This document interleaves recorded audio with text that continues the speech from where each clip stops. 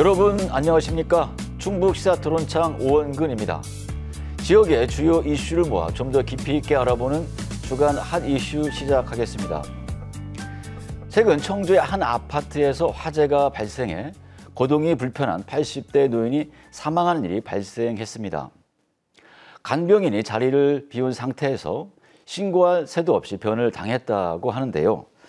이렇게 응급 상황이 발생했을 때 노약자들이 즉각 대처하거나 도움을 받을 수 있는 응급 안전 안심 서비스에 대해 알아보겠습니다. 진천에 홀로 사는 81살 김용월 할머니는 최근 복통에 도저히 견딜 수가 없었습니다. 말 한마디 내뱉기조차 힘들 정도였습니다. 직장암 수술 부작용에 따른 장유착 증상으로 김 할머니에게 종종 있는 일입니다. 119로 직접 전화해 증상부터 주소까지 일일이 설명해야 했던 김 할머니는 버튼 하나로 해결했습니다. 태블릿 PC처럼 모니터가 달린 정보통신기술 기반의 이 기기에는 응급 호출 버튼이 있어 누르기만 하면 바로 연결됩니다. 119로 연결합니다. 실제 상황이 아니라면 취소 버튼을 눌러.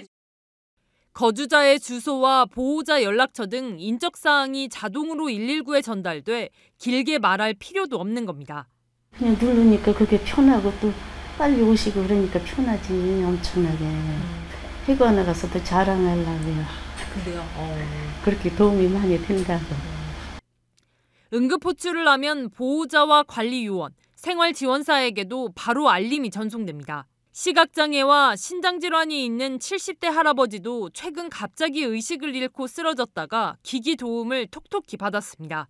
그때 갑자기 쓰러져갖고 정신이 없었죠. 이걸 눌러갖고도 살아난 적이 있어요. 그 동생이 눌러갖고서 병원에 데리고 갔죠. 응급차가 와갖고. 응급안전 안심 서비스로 불리는 이 시스템은 화재 감지기도 설치돼 불이 나면 119로 자동 신고되고 어르신의 활동 여부를 감지해 몇 시간 동안 활동이 미감지되면 응급관리요원에게 이를 알리고 요원은 즉시 안부를 확인합니다. 진천군 노인복지관 박종선 사회복지사 나오셨습니다. 안녕하세요. 안녕하세요. 진천소방서 재난대응과 김태은 소방교 나오셨습니다. 네, 안녕하세요. 네, 복지사님 먼저 응급안전안심 서비스가 무엇인지 설명을 좀 해주시죠. 네, 응급안전안심 서비스란 안전사고에 취약한 노인, 장애인, 저소득층 가정에 활동 감지기, 화재 감지기, 119 호출 버튼을 설치하여 안전하게 생활할 수 있도록 저희가 돕습니다. 네. 예를 들어 가스레인지에 불을 제대로 끄지 않아 연기가 감지되어 화재 경보음이 울리기도 하고요. 오랫동안 활동 감지가 되지 않는 가정은 저희들이 직접 출동도 합니다. 주소를 말하지 않아도 소방서에서 확인이 가능하여 응급 발생 시 빠르게 대처할 수 있는 지원 사업이라고 보시면 될 것 같습니다. 네, 소방교님 이 서비스에 대해서 좀 더 설명을 좀 해주시겠습니까? 앞서 말씀하신 것처럼 화재가 발생하거나 몸에 이상이 생기는 등 가정 내 응급 상황이 생기면 중증 장애가 있는 분들이나 노인분들은 119에 신고하는 자체가 어려우신데요. 실제로 제가 노인분들 구급 출동을 나가게 되면은 노인분들은 구주소나 도로명 주소를 섞어서 이렇게 신고하시는 분들이 많습니다. 예. 근데 이제 응급안전안심 서비스는 버튼 하나만 누르게 되면 신고자의 주소나 간단한 인적 사항 등을 파악할 수 있기 때문에 저희가 이런 어려움을 해소할 수 있습니다. 예, 그동안 이 서비스를 이용하신 분들이 많을 것 같은데요. 어떤 사례들이 있는지 소방교님께서 좀 말씀을 해주시죠. 작년 여름에 진천에서 80대 노인분이 응급안전안심 서비스를 통해서 병원으로 이송된 사례가 있었는데요. 예. 저희한테 접수된 신고 사항은 버튼만 눌린 상태로 전화는 받지 않는 상황이었습니다. 그래서 저희는 이제 즉시 인근 구급대를 출동시켰고 인근 구급대가 현장을 확인해 본 바 80대 노인분께서 저혈당으로 의식이 없는 상태셨습니다. 저혈당 상태가 지속되면 심각한 뇌 손상을 초래할 수 있는데요. 구급대가 출동해서 현장에서 포도당을 투여했고 의식이 회복된 상태로 병원에 이송되셨습니다. 그리고 저희가 병원에 이송되고 나서 보호자분에게 들어본 바로는 이제 아내분과 환자분 모두 청력 장애를 가지고 계셨습니다.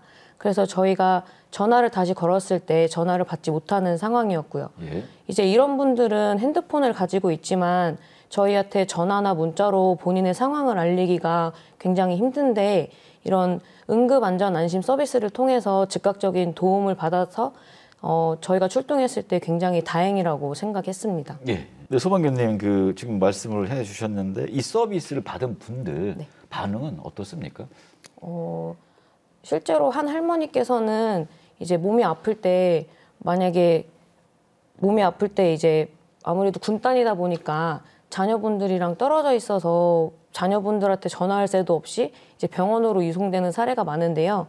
이제 저희가 비상연락망이 있다고 했잖아요. 그래서 예. 비상연락망으로 가는 동안 이제 병원에 이송되는 동안 자녀분들에게 연락을 드리게 되는데 이제 자녀분들이 전화를 받고 나서 놀라시는 것도 있지만 이제 자녀분들한테 전화할 새도 없이 병원으로 이송되는데 이런 서비스가 없었으면 부모님들이 어떻게 병원으로 이송됐을까 안심하시기도 합니다. 그래서 그 할머니 분께서는 그 전에는 이제 몸이 아플 때 집에 누군가 오기를 기다리거나 아니면 이웃집으로 가서 내가 몸이 아프다고 119에 신고해달라고 이렇게 하셨다고 하더라고요. 예. 그래서 그 할머니는 저희한테 이런 서비스가 있으니까 집에 누가 자녀가 있거나 이웃이 한 명 있는 것처럼 되게 안심이 된다고 말씀해 주셨습니다. 네, 오늘 현장 상황을 잘 아시는 두 분을 모셨습니다.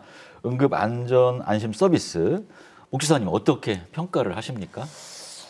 요즘에는 그러니까 1인 가구가 많아지고 예. 특히 고령 노인이 많아지는 상황에서는 꼭 필요한 사업이라고 생각합니다. 현재 많은 제가 돌봄 센터가 있지만 24시간을 케어해 줄 수 있는 곳은 아니기 때문에 안전사고는 언제 어디서든 뜻하지 않게 일어날 수가 있습니다. 그런 거에서는 꼭 필요한 사업이라고 생각하고요. 그리고 멀리 사는 자녀들이 걱정을 덜어주는 역할에 톡톡한 역할을 하고 있다고 보호자들이 만족도가 높습니다. 소방교님 어떻게 이 서비스 평가하십니까? 제가 다수의 구급 출동에서 응급안전 서비스를 보니까 긴급 상황에서 즉각적인 반응으로 이제 도움을 받다 보니 언제든 도움을 받을 수 있다는 정서적인 안정감을 느끼고 계셨습니다. 그래서 이런 작은 지역사회 내에서 이런 안전망을 구축하면 주민들 간의 연대감을 높이고 서로를 지켜주는 문화가 형성이 되어서 고령화가 진행되고 있는 현 시대에 꼭 필요한 사업이라고 생각합니다. 네, 복지사님. 네. 이 응급안전안심 서비스 대상 네. 어떻게 됩니까? 응급안전안심 서비스 대상자는 쉽게 말하자면 안전사고 발생 우려가 우려가 크거나 안전사고가 발생했을 때 대처할 능력이 없으신 분들을 대상자가 됩니다. 예. 당뇨나 혈압, 뇌졸중의 질환이 있는 75세 부부 세대라도 가능하고요. 조성 가정도 가능합니다. 일부 말씀을 해주셨는데 이 서비스 받으려면 네. 뭐 누구나 신청 가능한 겁니까? 아니면 일정한 뭐 제한이 있습니까? 예산 문제로 장비수가 제한되어 있습니다. 예, 예. 우선순위를 두고 선정하고 있고요. 현재 진천군에서는 1000여 대가 장비를 운영하고 있는데 저소득층에서 질환이 있으신 분이나 가족이 안 계신 고령, 노인 부부 세대 위주로다가 설치가 되고 있습니다. 지자체나 이웃, 생활지원사, 아니면 본인이 직접 신청하는 경우도 있고요. 신청서를 작성해 주시면 저희가 방문해서 조사해서 대상 적격 여부를 확인하고 있습니다. 신청을 해야지 그 대상자가 되는 건가요? 네, 신청서를 작성해서 신청을 해야지만이 됩니다. 그리고 뭐 이렇게 장애인이라든지 뭐 이런 어떤 우선 순위가 좀 있습니까? 우선 순위가 수급자, 예, 예. 차상위, 예, 예. 장애인, 그리고 요즘은 고령 노인이 많기 때문에 75세 부부가 사시면은 가능하고요. 65세 이상이라도 한 분이 질환이 심하시면 가능합니다. 그럼 이게 도심이나 네. 시골 뭐 다 구분 없이 적용이 되는 건가요? 네, 시내나 또 일각지에 있는 또 변방에 있으신 분들은 애딴집이 많잖아요. 예, 예. 이런 분들도 다 가능합니다. 네, 소방경님 그 이제 신청 접수가 되면 집에 가서 그 설비를 설치를 해주는 겁니까? 저희 소방관이 직접 설치를 해주는 건 아니고 예, 예. 보건복지부에서 사업단이 나오셔가지고 설치를 해주는데요. 기기 자체는 단순하게 아까 말씀해 주신 것처럼 119, 센터, 통화, 취소 이렇게 4가지 버튼으로 이루어져 있고 기기 자체에 이제 색깔로도 표시가 되어 있어서 작동하는 데는 그렇게 어렵지 않고 또 화재 감지기의 경우에는 화재가 발생하면 가스나 연기를 감지해서 자동으로 119에 신고가 되게끔 되어 있습니다. 그래서 이제 노인분들 같은 경우에는 후각 기능이 많이 떨어져 있는데 이런 후각 기능이 많이 떨어지신 분들은 이런 연기를 느끼지 못해가지고 대피를 못하셔서 돌아가시는 경우가 많은데요. 이런 어려움을 해소하고자 이런 서비스를 통해서 사고로부터 보호를 받으실 수 있습니다.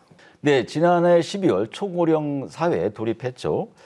노인 인구가 늘고 독거 노인이 늘면서 고독사 사망자가 점점 증가한다는 보도가 있는데요.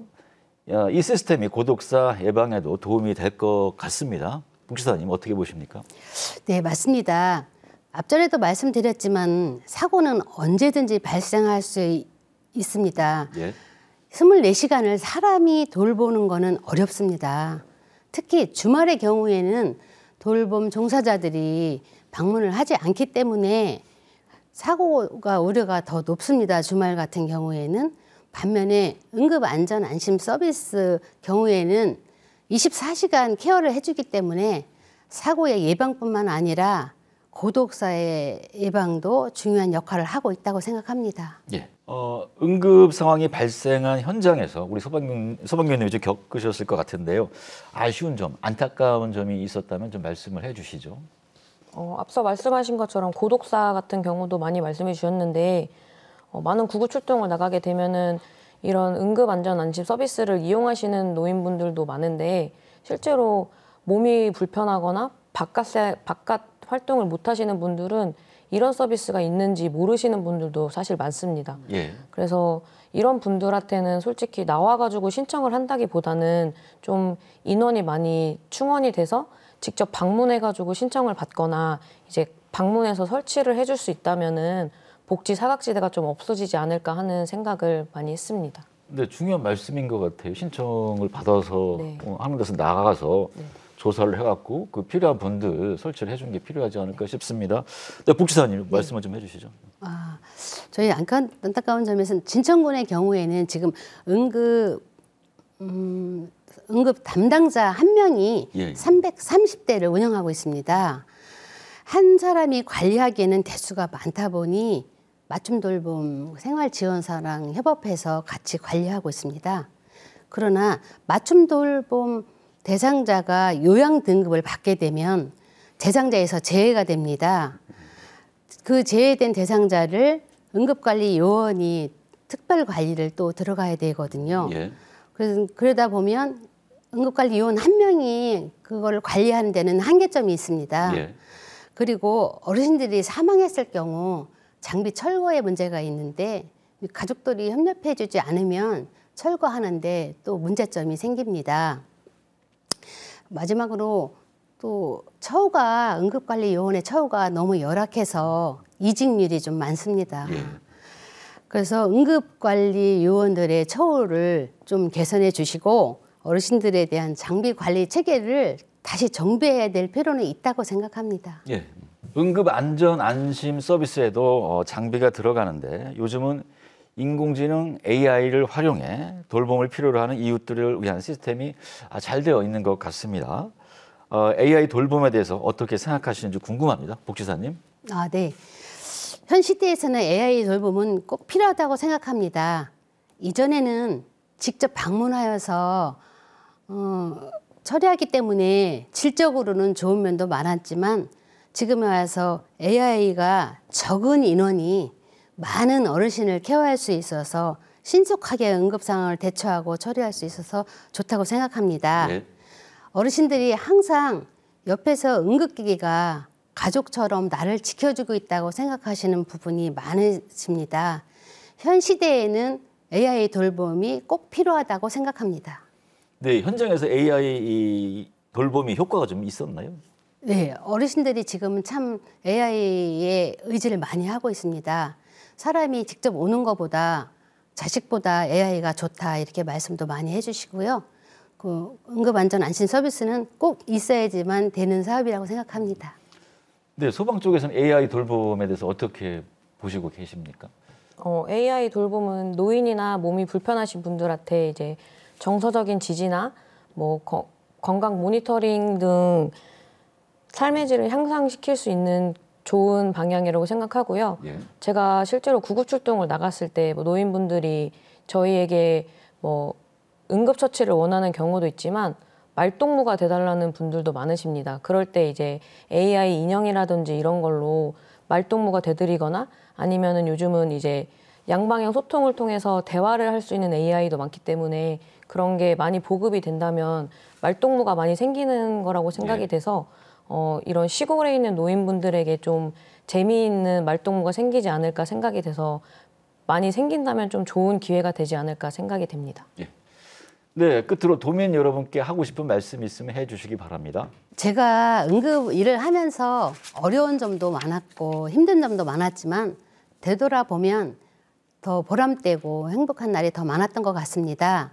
주위를 살펴보면 어렵고 열악한 환경에서 생활하시는 어르신들이 많습니다. 도민 여러분, 주위를 잘 살펴보셔서 독거 어르신들이 삶의 질을 향상시킬 수 있도록 많은 협조 부탁드리겠습니다. 예, 소방교님. 네, 도민 여러분, 공동주택과 기숙사를 제외한 모든 주택에는 주택용 소방시설 설치가 의무입니다. 예. 단독 경보형 감지기와 소화기를 꼭 설치하여 주시기 바랍니다. 네, 오늘 두 분 말씀 고맙습니다.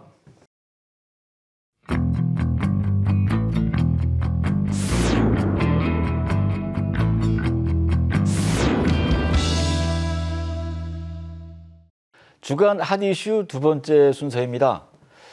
법무부가 이민청 신설을 추진하면서 각 지자체의 이민청 유치전이 달아오르는 양상인데요. 최근 상황과 충북 움직임에 대해 알아보겠습니다. 충북도의회 정책복지위원회 이상정 의원 나오셨습니다. 안녕하세요. 안녕하세요. 충북대학교 인문대학 러시아 언어 문화학과 김태혁 교수 나오셨습니다. 안녕하세요. 안녕하세요. 이상정 의원님, 먼저 이민청이 하는 역할부터 짚어볼까요? 네, 이민청은 정확히 말하면 이제 출입국 이민관리청이 되겠습니다. 예. 지금 이제 외국인 관련한 업무, 또 이민 관련한 업무는 이제 법무부에서 출입국 관련한 부분들을 보고 있고, 또 고용, 노동 관련해서는 또 고용노동부가 하고 있습니다. 예. 또 이제 많은 다문화 관련한 업무는 또 여가부에서 하고 있고요. 그래서 부처별로 이렇게 흩어져 있기 때문에 이런 부분들을 체계적이고 종합적으로 수립할 전담 조직으로서 외국인 유치와 이민 정책을 총괄하는 컨트롤 타워 역할을 하는 게 되겠습니다. 그럼 지금 각 부서에 흩어 있는 그 업무들을 통합해서 담당하게 되는 건가요? 예, 그리고 더 확대하는 것이 되겠습니다. 지금 아시다시피 이제 외국인들이 계속 늘어나고 있습니다. 2006년도에 한 50만 명 정도인 외국인이 24년도 말 11월 기준으로 246만 명까지 됐습니다. 그래서 거의 전체 인구의 4.8%까지 지금 도달했는데요.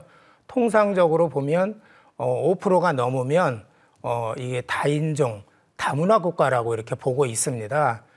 그래서 이제 정부에서도 역대 정부에서 계속 외국인 정책 기본 계획을 계속 세웠었거든요. 예. 2006년도부터 5년 단위로 계속 세워서 해왔고, 그래서 지금 현재 이제 4차 외국인 정책 계획에 출입국 관리처 이민청 유치가 들어가 있습니다. 이 부분은 그 전에 이제 김대중 정부, 노무현 정부 때부터 계속 역대 정부가 계속 이렇게 확대하고 노력해온 사안입니다. 예. 네, 교수님, 이민청 신설에 대해서 어떻게 생각하십니까? 네, 2013년 호주 시드니 대학의 스티븐 캐슬 교수와 미국 델레웨어 대학의 마크 밀러 교수는 이주의 시대라는 책에서 한국은 이민을 필요로 하는 국가가 되었으며 이민은 급변하는 한국 사회의 주요한 한 특징이 되었다라고 밝힌 바 있습니다. 이에 앞서 2006년 유엔 인구 포럼에서 인구학자 데이비드 콜먼 교수가 대한민국을 2750년에 사라질 인구 소멸 국가 1호로 지적한 바 있습니다. 예. 이후 현재까지 약 400조 가까운 예산이 저출산 문제 해결을 위해 투입되었지만 대한민국의 출산율은 여전히 0.72명에 그치고 있고 65세 이상 고령화 비율은 전체 인구의 20% 이상을 넘어서고 있습니다. 방금 의원님 말씀하신 것처럼 OECD에서는 통상적으로 자국민 인구 대비 이민자 비율이 5%를 상회할 경우 이를 이민국이라 칭하고 있습니다. 예. 출입국 외국인 정책 통계월보에 따르면 최신 자료인데요. 2024년 말 기준 국내 체류 외국인은 265만 783명으로 예. 2014년 179만 7,618명 대비 47%가 늘었고요. 현재 전체 인구 대비 5.2%를 차지하고 있습니다. 이는 이미 대한민국이 이민자 사회가 되었다는 사실과 함께 우리가 처한 인구 소멸, 지방 소멸의 위기를 타개할 수 있는 가장 현실적인 대안이 바로 효과적인 이민 정책의 수립, 그리고 이를 실현하기 위한 이민청의 설립이라는 것을 시사하는 것이라고 할 수 있겠습니다. 이민청의 설립과 함께 중요한 것은 설립될 이민청의 위치라고 볼 수 있는데요. 이민청을 비수도권에 유치함으로써 서울과 경기도에 집중된 인프라와 경제 활동을 지방으로 분산하여 지역 균형 발전을 통해 지역 경제와 사회 전반에 긍정적인 영향을 미칠 수 있도록 해야 하겠습니다. 이민청을 유치할 경우 기대 효과라고 할까요? 지역 경제에 미치는 효과 어느 정도나 된다고 보십니까, 의원님? 네, 저희는 충북도에서 지난해 이제 용역을 했습니다. 예. 그래서 경제적 생산 유발 효과는 9,700억, 약 1조 원 가까이 되는 것으로 그렇게 조사를 했고요. 또 취업 유발 효과는 8,200명 정도로 예. 추정을 했습니다. 그리고 외국인 이제 이 출입국 관리 이민청의 조직 규모로 예. 봤을 때는 여러 가지 설이 있습니다만은 지난해 이제 연합뉴스에서는 파견 공무원 포함해서 3,000명으로 이렇게 잡고 있어서 상당히 큰 조직입니다. 예. 그래서 지역 경제 활성화나 또 인구 유입 이런 부분들에 대단히 큰 역할을 할 것으로 기대하고 있습니다. 네, 이미 전국의 많은 지자체가 발빠르게 움직이고 있습니다. 제외 동포청이 있는 인천을 비롯해서 대부분의 이제 광역 지자체에서 관심을 보이는 걸로 알려졌는데요. 교수님, 그 상황 좀 알려주시죠. 네, 그렇습니다. 방금 의원님께서 말씀하신 것처럼 이민청 유치를 통해 얻을 수 있는 경제적 파급 효과가 상당하기 때문에 전국의 지자체가 청사 유치를 위해 발벗고 나서고 있는 상황입니다. 먼저 33%로 전국 최다 외국인이 밀집 거주하고 있는 경기도의 경우에는 현재 3개의 도시에서 유치 계획에 나서고 있는데요. 예. 그중에서도 20여 년 이상 경험과 노하우를 바탕으로 정책과 실행 분야에서의 전문성을 내세우고 있는 안산시의 경우를 주목할 필요가 있겠습니다.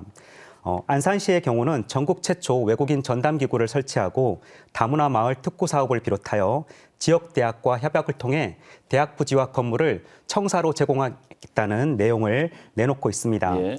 주변의 김포시와 고양시의 경우에도 인구 규모와 교통행정 인프라를 유치를 위한 근거로 제시하고 있습니다. 사회자님께서 말씀하신 제외동포청에 있는 인천광역시의 경우에도 동포청과의 업무 연계성, 인천국제공항과의 접근성, 송도, 영종, 청라국제도시와의 시너지 효과 등을 이민청 유치에 근거로 제시를 하고 있습니다. 충남의 경우에는 천안 아산 지역 일대 외국인, 특히 러시아를 비롯한 중앙아시아권 이주민들이 급격하게 증가하고 있는데요. 예.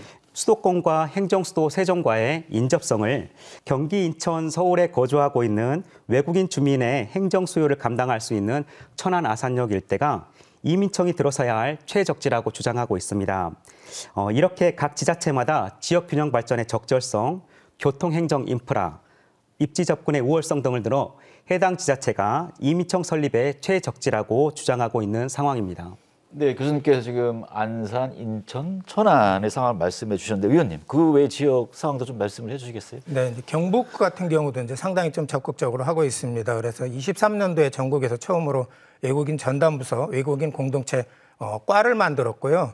외국인 인재 유치를 위한 지역 특화형 비자 제도를 실시하고 또 24년 작년 4월에는 외국인 유입부터 정착까지 전 주기적 지원을 책임지는 경북형 이민 정책을 최초로 발표했고 광역 비자 제도도 주장을 했습니다. 그래서 관철에서 8월부터 시행을 하고 있고요. 전남 같은 경우도 작년에 인구청년 이민국을 2월 달에 설치를 했고 올해는 전남 이민 외국인 종합지원센터를 설립할 운영 계획입니다. 이렇게 어쨌든 각 지자체가 적극적으로 이민청 유치를 하기 위해 하고 또 우위를 선점하기 위해서 논리를 개발하고 이민청 설립의 타당성, 실용성을 부각하고 있는 상황입니다. 네, 다른 지자체가 정말 발빠르게 움직이고 있는 것을 잘 알 수 있을 것 같습니다. 충청북도는 지난해 3월 출입국 이민관리청 유치를 선언한 것으로 알려졌는데요. 네. 의원님, 그 후에 어떤 움직임이 있었습니까? 네, 3월 달에 외국인 유치, 이민청 유치 선언을 했고요. 예. 그다음에 바로 제가 이제 본회의에서 5분 발언을 했습니다. 그리고 이 부분을 어떻게 할 것인지에 대한 용역을 시작을 했고요. 또 7월 달에는 이 부분을 총괄 담당할 외국인 정책 추진단을 만들었습니다. 예. 올해는 충북광역 외국인 지원센터를 수립을 하면서 정책적인 지원들이나 추진을 더 적극적으로 하려고 하고 있습니다. 네, 충북은 다른 지자체에 비해서 출발은 빠르지 않은 것 같습니다. 충북 어떤 점을 강점으로 내세울 수 있을까요, 의원님? 네, 아무래도 충북이 가장 자랑하는 사통팔달의 그 국가적 중심부 요충 아니겠습니까? 그래서 이제 기본적으로 청주공항을 중심에 두고 있고요.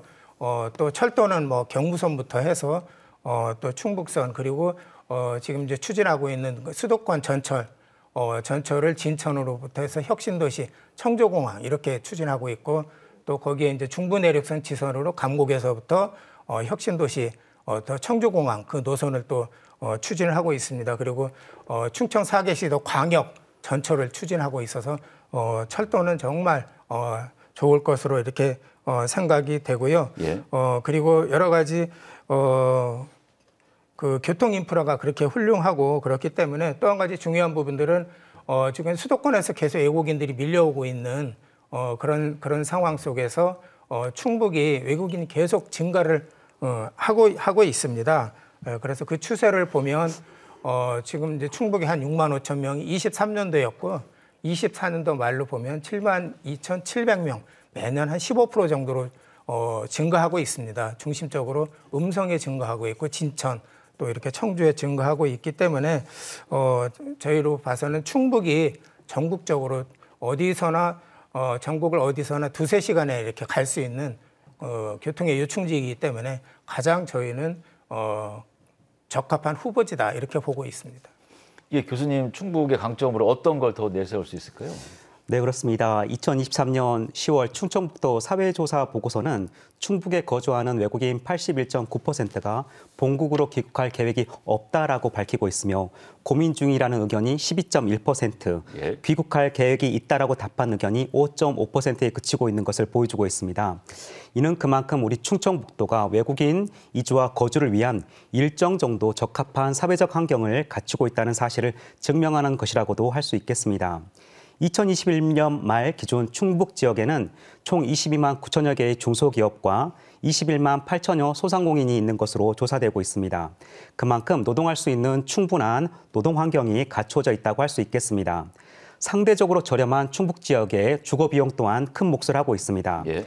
또한 말씀하셨던 것처럼 또한 최근 충북 지역 러시아와 중앙아시아 출신 이주민들의 사례를 보면 어머니와 아버지 중 한 사람이 노동을 위해 한국을 선택하였다가 안정된 일자리를 구한 직후 모국에서 배우자를 부르고 이후 교육을 위해 자녀를 한국으로 초청하는 사례가 늘고 있습니다. 예. 이런 경우 데리고 온 자녀를 돌보기 위해 마지막으로 고향에서 아이의 할아버지와 할머니까지 모시고 오는 경우가 늘었습니다. 3대가 함께 이주를 해오는 경우가 러시아권 이주민 사이에서 특히 많이 발견되고 있습니다. 예. 그리고 기존 타 지역에 형성된 러시아권 이주민이나 기타 다른 외국인 이주민이 밀집 거주하고 있는 지역에서 발생하고 있는 외국인을 상대로 한 또는 외국인들 사이에서 발생하고 있는 범죄가 늘면서 안전한 교육 환경, 충청북도 교육청과 충북국제교육원이 기존에 쌓아온 노하우 등이 청주시가 갖고 있는 여러 장점 중에 하나라고 할 수 있겠습니다. 네, 충북에선 청주와 음성이 유치 전에 뛰어들었는데요. 의원님, 음성의 강점이 뭐라고 보십니까? 음성은 저희 혁신도시에 이미 부지가 확보되어 있습니다. 바로 입주가 가능하고요. 아시다시피 음성은 정말 그 교통의 요지입니다. 그리고 음성의 현재 외국인 비율이 전국 최고 수준으로 약 16%를 넘어서고 있거든요. 그만큼 외국인들이 많습니다. 산업단지가 많고 그렇기 때문에 거기에 취업할 외국인들이 많이 있을 수 있고요. 그리고 아시다시피 혁신도시는 전국에서 정말 소문나게 유명한 그런 지역으로 이렇게 그 도시로 다 이렇게 바꿔 가고 있고, 지금 뭐 소방병원부터 해서 교육, 또 문화, 체육, 인프라 여러 가지 부분들에 대해서 상당히 좋다라고 생각을 하고 있습니다. 그리고 청정공항까지 전철이 연결되면 혁신도시와 청정공항까지 한 20분 정도밖에 안 걸려서 외국인들이 접근성이 제일 좋지 않을까, 이제 그렇게 생각을 하고 있고요. 예. 현재 외국인들이 많기 때문에 행정적으로도 외국인 지원 팀이 있고, 또 지원센터가 4개가 군에서 세운 거, 민간에서 세운 거 이렇게 합쳐서 4개가 있습니다. 그래서 외국인들 관련해서는 가장 뛰어난 능력을 가지고 있다, 이제 그렇게 볼 수 있을 것 같고, 가장 중요한 부분들은 기본적으로 어쨌든 균형 발전 차원에서 청주보다는 비수도권, 비청주권을 해야 되는 것이 기본적인 합의가 아닌가, 그렇게 생각하고 있습니다. 충북도 내 이제 지역 간 경쟁이 이제 치열해지면 좀 내부 조율이 필요하지 않을까 싶은데 어떻습니까, 교수님? 네, 충북에는 3개시 8개군이 있습니다. 극단적으로 이 11개 시군이 모두 이민청 유치에 나서는 상황이 될 경우 저희 극단적이라는 표현을 썼습니다. 각 지자체가 자신들의 명분과 정당성을 갖고 뛰어들 것이라는 것은 자명한 사실입니다. 우선 이민청 유치를 위해 접근성, 행정인프라, 주거 및 생활교육 환경, 경제적 파급 효과 등을 고려하여 객관적이고 누구나 수긍 가능한 공정한 평가 항목을 만들어 희망하는 시군이 감정적인 싸움에 휘말리지 않고 자발적으로 평가 자료를 제출할 수 있도록 해야겠습니다. 이후 지역이 선정된다면 혹은 선정의 과정에서라도 선정된 이 지역만 특정 혜택을 보는 것이 아니라 충청북도 전체가 이득을 볼 수 있는 구조로 각 시군을 설득하는 작업도 필요해 보입니다. 이민청 유치 시 본청을 지원할 수 있는 사무소, 외국인 근로자 센터, 다문화 교육시설 등을 나머지 10개 시군으로 분산 배치하는 전략도 필요해 보입니다. 이를 위해 사전에 도 차원에서 시장과 군수가 참여하는 조정회의를 운영하여 행정력 소모를 최소화하고 지역 간 형평성을 고려하여 특정 지역이 불만을 갖지 않도록 배려하는 섬세한 정치 전략과 조율의 작업이 선행돼야 할 것으로 보입니다. 네, 의원님, 앞으로 이민청을 충북에 유치하기 위해서 어떤 노력들이 필요하다고 보십니까? 네, 우선적으로는 지금 이제 전국이 지금 탄핵 전국이 돼가지고 상당히 이제 이슈에서 멀어지고 있는데요.